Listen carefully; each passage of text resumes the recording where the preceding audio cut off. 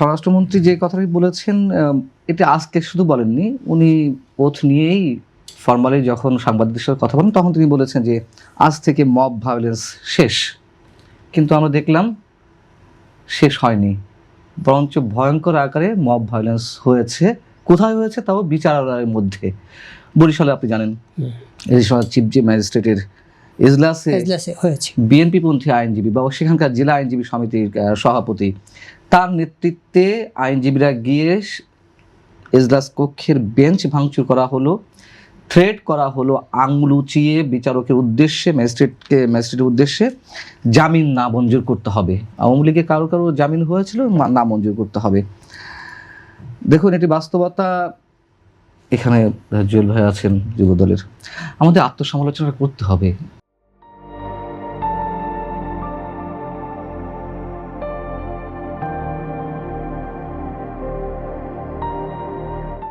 দেখুন তারেক রহমান অনেক স্বপ্ন জাগিয়ে উনি এসেছেন, এখনো পর্যন্ত হাতে গোনা কিছু বাদে কিছু বিষয় ছাড়া আর সব উনি থ্যাঙ্কস পাওয়ার যোগ্য।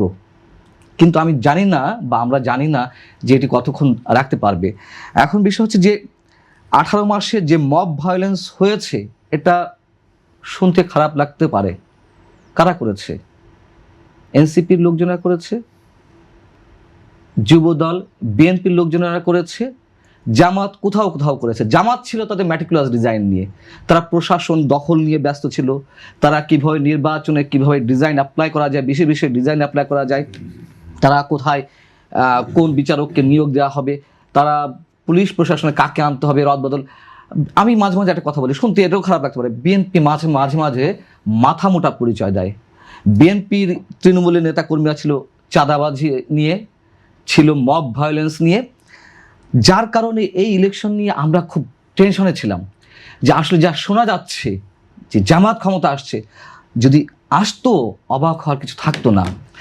তার আগে তো কনফিউশন ছিল নির্বাচন আদৌ হবে কিনা, তো হলেও সেই নির্বাচনে জামাত চলে আসছে নাকি এই সরকারি শেষমেশ থেকে যাবে, নানান ধরনের অনিশ্চয়তা। যাই হোক, যে মব ভায়োলেন্সের কথা বলেছেন, এরকম ভালো ভালো কথা আমরা প্রথম দিকে শুনি এবং একটা পর্যায়ে সেগুলো আসার গুড়ে বালি একটা কথা আছে, সেগুলো চলে আসে। আমরা তারপরেও আশাবাদিতার কথা বলতে চাই। হ্যাঁ, এটাও সত্য কথা, ওই আইনজীবীকে জেলে নেওয়া হয়েছে, কারাগারে নেওয়া হয়েছে, কিন্তু একটা দুটো এক্সাম্পল তৈরি করলে হবে না। জিহাদ ঘোষণা করে যেমন জামাত ইসলামের বিভিন্ন ক্ষেত্রে, এরকম জিহাদ বিএনপিকে ঘোষণা করতে হবে। দেখুন ওই যে অনেকেই বলে বা বলে আসছে, আমরাও বলেছি যে সবই তো পরীক্ষিত, আওয়ামী লীগকেও দেখেছি, জাতীয় পার্টিকেও দেখেছি, বিএনপিকেও দেখেছি, তাই বলে দরকার নাই আমার জামাত দেখার দরকার নাই, জামাতকে দেখেন জামাত দেখারও দরকার নাই।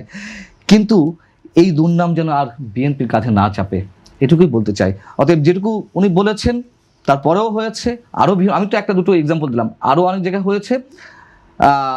আমার মনে হয় এটি বন্ধ না হলে বিষ বৃক্ষের মতো হবে।